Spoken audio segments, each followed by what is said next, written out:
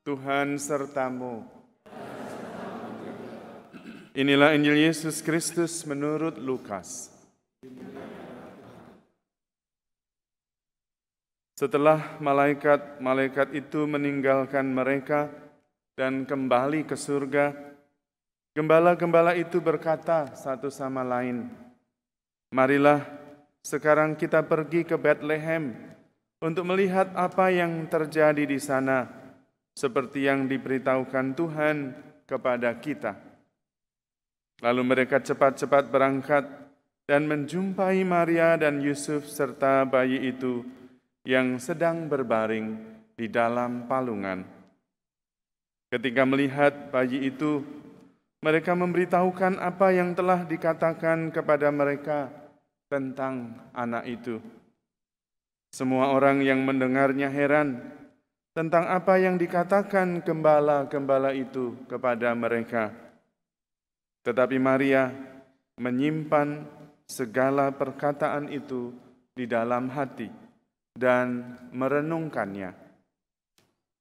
Kemudian kembalilah gembala-gembala itu sambil memuji dan memuliakan Allah karena segala sesuatu yang mereka dengar dan mereka lihat, semuanya sesuai dengan apa yang telah dikatakan kepada mereka. Demikianlah Injil Tuhan.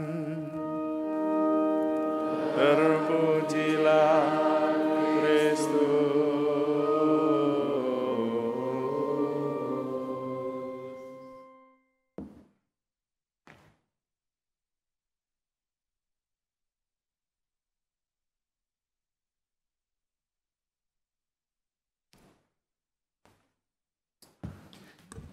Saudara-saudari terkasih, suasana Natal itu selalu bernuansa ceria, bahagia, sukacita, bebas. Mengapa? Karena sepanjang sejarah manusia itu selalu dihantui oleh kematian. Mau hebat sekali, ujungnya mati juga. Berkuasa sekali, hebat sekali, mati juga. Kerajaan yang hebat sekali runtuh juga. Kita bisa belajar sejarah dan seperti itu yang terjadi. Dan apapun yang dikerjakan dibayang-bayangi oleh maut itu. Tetapi ketika Yesus datang, bayang-bayang itu hilang. Tidak ada lagi maut. Sudah dikalahkan oleh kasih dan pengorbanan Yesus di kayu salib. Apakah kita berarti tidak akan berdosa lagi? Tetap akan berdosa. Sampai ujung kita, sampai tua kita juga berdosa terus. Tetapi dosa itu tidak lagi berkuasa. Dosa itu sudah kehilangan sengatnya menurut Rasul Paulus, yaitu maut, karena maut sudah dikalahkan. Dan yang menarik, kelahiran Yesus adalah contoh yang harus kita ikuti supaya kita memperoleh kehidupan bahagia kekal itu. Bukan hanya bahagia, tetapi dalam waktu yang tertentu kemudian hilang, binasa, mati, tetapi bahagia kekal. Dan teladannya sederhana sekali.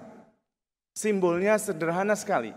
Kehidupan kekal Allah yang menjadi manusia itu tanda atau simbolnya adalah keluarga. Bapak, ibu, dan bayi, dan anak. Dikatakan di situ, sesudah malaikat pergi, para gembala-gembala lalu lari menuju ke tempat yang diberitakan. Dan mereka melihat, dikatakan di situ, mereka mendapati Maria dan Yosef serta bayi yang terbaring di dalam palungan. Dan mereka percaya. Nah, itu yang penting. Rahasia besar Allah yang menjadi manusia itu ternyata wujudnya simpel sekali, sederhana sekali, yaitu Bapa, Ibu, dan Anak. Dan itu yang mengubah segala-galanya. Yang itu yang mengubah kematian menjadi kehidupan. Sangat sederhana. Tetapi justru ketika kita percaya, itulah segala-galanya. Karena itu Tuhan Yesus pernah mengatakan, "Ya Bapa, aku bersyukur kepadamu, karena rahasia kerajaan Allah kau nyatakan kepada orang kecil dan sederhana, tetapi tersembunyi bagi orang cerdik dan pandai." Karena memang kalau orang cerdik dan pandai, sesuatu yang besar tentang alam semesta, tentang penyelamatan seluruh sejarah, dan kemudian mereka bertanya, buktinya apa? Ibu, bapak, dan anak. Lah itu masih tiap hari juga begitu. Lalu mulai tidak percaya. Tetapi gembala-gembala itu tidak. Mereka melihat Maria, Yosef, dan bayi itu dan percaya. Mereka kembali dengan penuh sukacita karena semua yang dikatakan oleh malaikat itu persis seperti yang mereka lihat. Dan gembala itu dalam zaman Yesus pada waktu itu, di tempat Yesus pada zaman itu, adalah orang-orang yang tidak dihitung, tidak masuk kelas dalam masyarakat, bahkan termasuk orang yang tidak akan masuk surga, menurut orang-orang Yahudi Farisi. Karena untuk masuk surga pada zaman Yesus, itu harus mengikuti aturan-aturan sebanyak 613 peraturan hukum Taurat. Kalau berdosa harus mempersembahkan korban penghapus dosa, lalu dosanya hilang. Dan itu ditentukan secara detail. Dombanya harus berumur setahun, jantan, dan tidak bercacat. Dan harus dipersembahkan ke bait Allah untuk menghapus dosa, lalu dosa dihapuskan. Lah gembala-gembala itu tidak ngerti apa-apa itu, peraturan-peraturan seperti itu.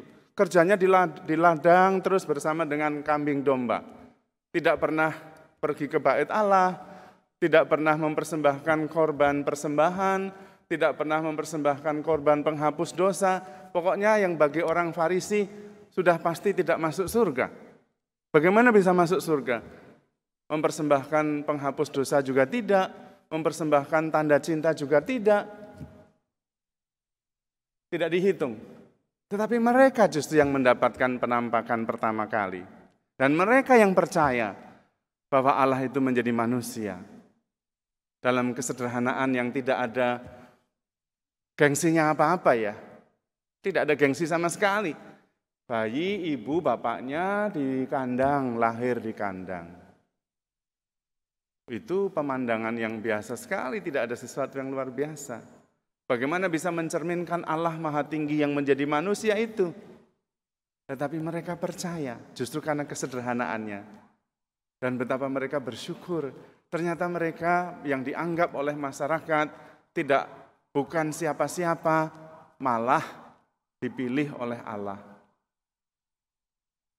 Selama ini berarti mereka keliru, termasuk orang-orang Yahudi, orang Farisi, ahli-ahli kitab itu keliru.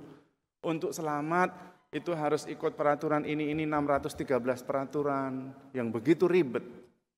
Menghormati orang tua bagaimana, ini semuanya ribet sekali. Dan Tuhan mengatakan, no, bukan itu.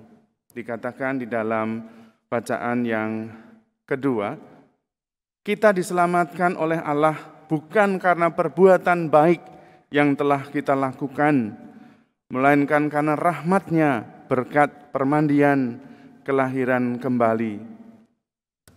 Itu. Bukan karena kita hebat kita selamat, bukan karena kita posisinya bagus di masyarakat kita selamat, tidak. Tetapi melulu karena belas kasih Allah.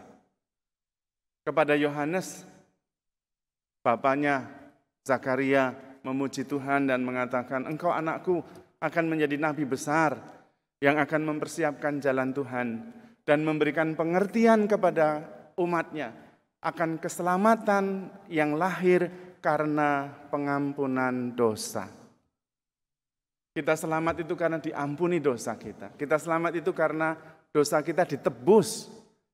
Bukan kita tidak berdosa, tetapi ditebus, diampuni. Siapa yang mengampuni? Tuhan. Atas jasa kita? Bukan. Supaya kita tetap rendah hati dan terus-menerus mengatakan, ampunilah saya. Tuhan, kasihanilah saya. Supaya saya bisa diselamatkan. Ampunilah saya orang berdosa ini. Sehingga tidak boleh ada satu orang pun yang membanggakan diri bahwa dia bisa selamat sendiri tanpa Tuhan. Enggak bisa. Karena itu kita diminta untuk sungguh-sungguh bersukacita karena kasih Allah begitu besar.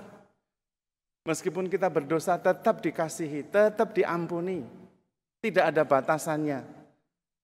Dan Tuhan sudah mengorbankan dirinya dengan ikhlas dan rela supaya kita tidak terbelenggu oleh dosa, tetapi bisa menikmati kehidupan yang bahagia, yang kekal.